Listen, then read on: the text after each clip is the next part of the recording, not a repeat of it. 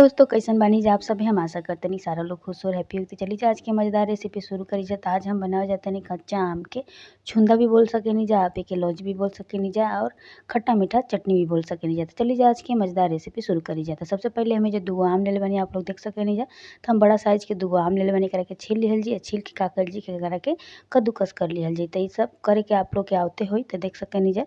हमें जा आम के छील के और कद्दूकस कर ले बनी आप लोग के दिखाओ तनी। अब एकर जौन अधिका पानी हो एकरा के का कइल जी के हाथ से दबा के निचोड़ लिहल जाई। अब एजा का कइल जी कि हमनी के थोड़ा सा में हल्दी डाल दिहल जाई।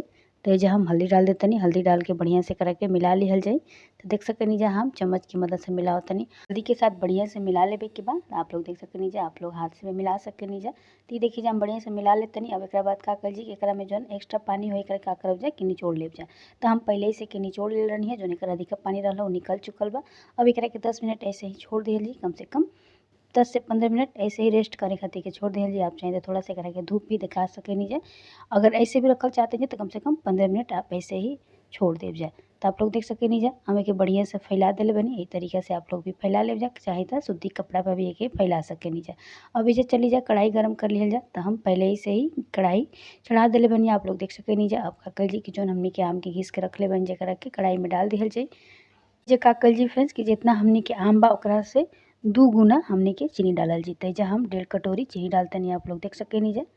1.5 कटोरी के करीब में जब चीनी डालतनी। आप चाहें तो एकरा के गुड़ में भी बना सकेनी जा और चीनी में भी बना सकेनी जा। तो जौन आपके पसंद होके चीनी चाहे गुड़ दोनों में भी बना सकेनी जा। तो हमें जा चीनी और गुड़ दोनों के एक ही साथ में बनाए।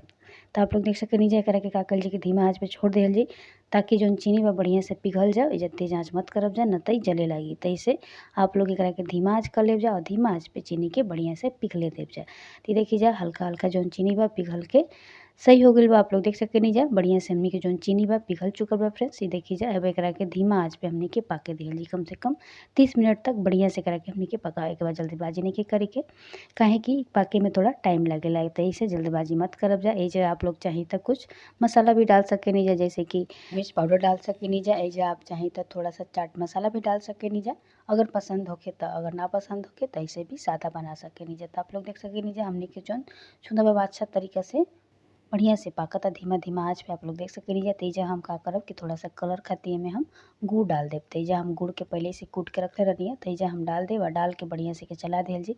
ऐसे का होई कि जौन हमनी के छुंदा के जौन कलर बना तो बड़ा बढ़िया आई और देखे में बड़ा बढ़िया लगी। तो आप लोग के पसंद होके तो डालब जा, ना तो चीनी में भी बना सकेनी जा। एकरा के का कइल जी कि बढ़िया से पाके दिहल जी। थोड़ा सा इलायची डाल दिहल जी, थोड़ा सा लौंग डाल दिहल जी कि मुराबा के बढ़िया से पाके दिहल जी। तो मुराबा भी आप लोग बोल सकेनी जा, छुंदा भी बोल सकेनी जा। तो देखिए जब बढ़िया से हमें के पाके देता नहीं जल्दबाजी नहीं करे के। जौन गुड़ बा बढ़िया से पका लेवे के बाद जब तक पकावे के बाद जब तक कि एमे से बढ़िया से खुशबू ना आवे लगे। तो हम सादा नमक डाल देते नहीं, थोड़ा सा काला नमक डालते नहीं। इस जगह आप चाहें तो कश्मीरी लाल मिर्च पाउडर भी डाल सकेनी जा। तो हम ही बच्चन खातिर बनावत नहीं, ऐसे हम तीखा में नहीं डालत। तो आप लोग जरूर डाल लेब जा। अब आप लोग देख सकेनी जा बढ़िया से हम डाल लेल बनी कि बढ़िया से पाके देवे के बाद कम से कम 15 मिनट तक हमनी के धीमा आँच पे के पकावे के बाद तेज आँच मत करब जा, नहीं तो जले लागी। तो आप लोग देख सकेनी जा बढ़िया से ही पाके लगे। जब एक में एक तार के चाशनी टाइप के बन जाए ना तब हमनी के करा के गैस के बंद कर दिहल जाई। तो आप लोग देख सकेनी जा बढ़िया से धीमा धीमा आँच पे बहुत अच्छा से पाकता और इनमें से बहुत ही बढ़िया खुशबू आवता फ्रेंड्स। आप लोग के हम बता ना सकेनी कितना बढ़िया खुशबू आवता। तो देखिए जा बढ़िया से हमनी के जौन छुंदा बा बन के रेडी हो चुकल बा। तो जगह अब का कइल जी कि गैस के बंद कर दिहल जाई, काहे कि इससे ज़्यादा हम एकरा के ना पकाए, काहे कि अब इससे ज़्यादा ही पाकी तो एकदम ही चिपचिपा हो जाई। तो देख सकेनी जा आप लोग हमनी के जौन छुंदा बा बढ़िया से बन के रेडी हो चुकल बा। बहुत ही बढ़िया बनल बाटे। आप लोग देख सकेनी जा एकर जौन कलर बना बहुत ही बढ़िया आइल बाटे।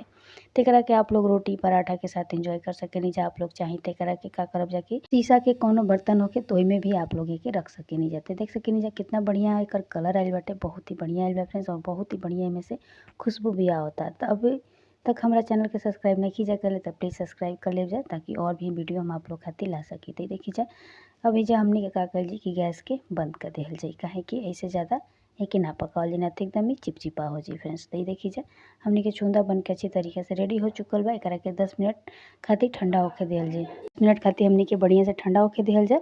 ये अपना आप ही जब ठंडा हो जाई ना तो जोनी में थोड़ा थोड़ा जोन आप लोग के दिखता चाशनी वो एकदम से सोख ली। तो अभी देखिए जा बढ़िया से सोख चुकल बा। तब एकरा के हम एगो बर्तन में आप लोग के निकाल के दिखावत हनी। तो देखिए जा कितना बढ़िया हमनी के आम के चूंदा बन के रेडी हो चुकल बा फ्रेंड्स। बहुत ही टेस्टी और बहुत ही यमी बनल बा। तो एके आप लोग एक बार ज़रूर ट्राई करब जा। और अगर हमारी रेसिपी पसंद आए तो फ्रेंड्स लाइक शेयर सब्सक्राइब जरूर कर देव जा। और चैनल पर पहली बार आइल बनी तो प्लीज़ हमारे चैनल के सब्सक्राइब कर लीजिए। तब तक खातिर बाय बाय फ्रेंड्स।